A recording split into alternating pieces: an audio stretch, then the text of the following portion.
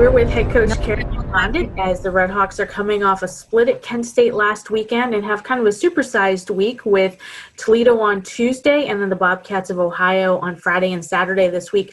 Coach, recap last week for us, and then we'll jump into some questions previewing the week ahead. Sure. Well, we split and played much better on Friday night, more of our game. It was one of the best matches of the season for us on Friday. We had to rebound off a Thursday.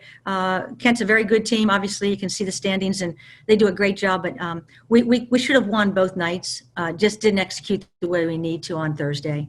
But, I love the fight in our team, and they came back and did a much better job serving. We overran Kent on offense that night and, blocked at key times. And Allison Severance was a clutch player for us in set 4 to not let that match go to 5 games. Mo stepped up, did a great job with her hitters. And Sophie and, Swoj and Avery were just pounding on Friday night. And we just didn't have that same rhythm with our setters on Thursday. So just overall, it's just one of those things that we keep learning from, and we play as well as we did on Friday as we head back home, and we think it can be a great week coming up because we are learning, and with time we're getting better.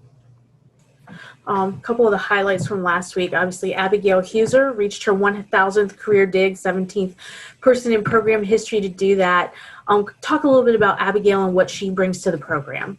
Yes, and that was a big deal, and Abigail came into the program behind Maeve McDonald, who was one of the finest we've had. And unfortunately, because of that, she didn't get the early playing time. But when she did earn that starting role, the last 2 years, even maybe a little bit before that, she's just put her heart and soul into defense and passing. She's really one of our best passers this year. And her defense is gutsy. She reads outside the block as good as anyone. She'll hit the ground. She'll take the ball at all angles. And you have to have that aggressive mindset to be a great defender. And Abigail just personifies what a good defensive player is. So I'm very proud of her.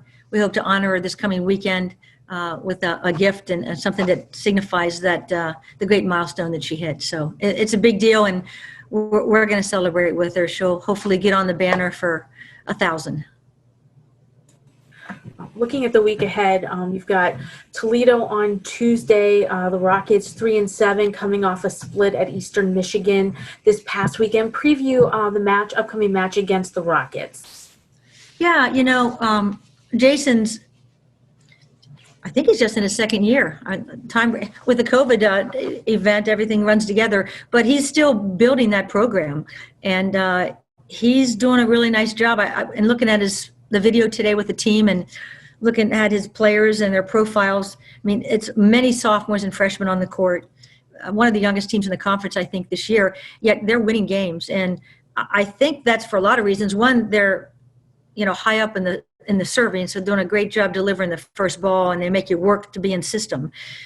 Secondly, they run an offense that you got to just calm down and kind of watch them, because they run a lot of different things and a lot of different patterns in each rotation. So you're not sure what's coming at you. So I think your block and your defense has to be very balanced and very alert and see where those hitters are moving. And that makes them challenging as well. We don't play Eastern for 2 more weeks, but I know that they're a really good defensive team, and that they are doing a lot of good things. So for that split to take place, it goes to show you that everybody's battling hard as we go into the final couple weeks of the season. So we're excited to play them and at least get one game in. I know we probably won't get the other one in, but we're excited, and we have no idea really all that we're going to be up against. We're just doing our best off film, as everyone does, trying to get a feel for them. But I think it's going to be a good match, and we hope to get it. We hope to win it at home. And then heading into the weekend, sliding back to that Friday-Saturday set of matches, Battle of the Bricks weekend with Ohio, who is 5-4 heading into the week. They play, I think, Eastern Michigan Monday afternoon. Talk a little bit about the matchup with the Bobcats.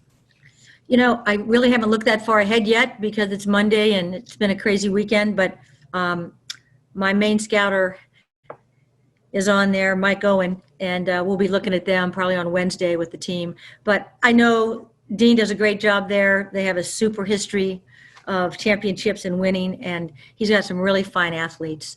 I know he hasn't played as many matches as everyone else, just under a few, probably because of bad luck with other teams getting caught with COVID or his team, but they're going to come ready to play. He's got some phenomenal athletes at the antennas and in the middles. And, with Miami and Ohio, it's always going to be something exciting to watch. So I'm looking forward to it and looking forward to see their team again. A little bit past the halfway point of the season, you played 6 of your last nine at home. How does it feel to have that home court over the last stretch of the season? Well, we couldn't be more excited about it. We've been on a couple long trips and just have one more at the end with Central, but we're very excited to be at home. I'm really proud of this team because we are still making up for a little bit of lost time. And I feel the chemistry getting better, the communication with our passers, just the relationship with blockers and defenders. It's all coming together, and I'm excited to see what we can do down the stretch. And no better time at home. We have a nice mix of veterans and a few newcomers to our starting lineup each night, and it's really been a lot of fun seeing them help each other and bring it along. And I think we can do some great winning. If nothing else, I know for sure that this team is ready to fight and battle like they never have before. And they showed that on Friday night, on a night that they could have given in because Friday was so tough. Thursday was so tough, but Friday they came back and they're going to fight for it. So I hope anyone that can tune in will do it. I think they'll enjoy watching us. One of the nice things about your team is that it is somebody different almost every single night who's stepping up for you. And you talk about that match on Friday, you drop the first set, but they come back and take those next three. Talk a little bit about that perseverance and kind of the balance you have with this group. Well, it's a good point. We have Allison Severance and Lindsay Taylor, both sophomores that do a great job at the left antenna. They're still growing a little bit in that role, but they're big swingers, and they're getting better with their blocking. And we have Sophie, who's doing a superb job of coming back, played a lot of right side for us. Now she's back on the left as she was her freshman year, and she's really hitting good balls, hitting high seam, and really showing that she loves that left side position. And she's starting to pass a little bit better for us because with time you do that. And then Gabby Harper is a great hitter, and she's working really hard to develop her more shots and hitting well out of the back row attack and stabilizing us with passing no matter where she's playing. She and Allison are two of our true 6 rotation players, and Zia is really striving for that and working hard as Sophie is. So to have those 4 choices is awesome. And Sarah's done a great job on that right antenna, and she and Avery Powell, I thought, probably performed the best. We had a lot of good performers Friday, but they performed the best both nights. And with blocking, with their attacking, with the creativity of their shots, just showing us that senior experience. And Gail's in the backcourt, of course, digging and making our transition game better for them with Mo handling. So the 4 seniors are out there doing their thing. And when they just stay consistent and do the best they can do, we feel it as a team and it makes a difference. But it was neat to be able to nominate both Avery and Swoj for the Player of the Week.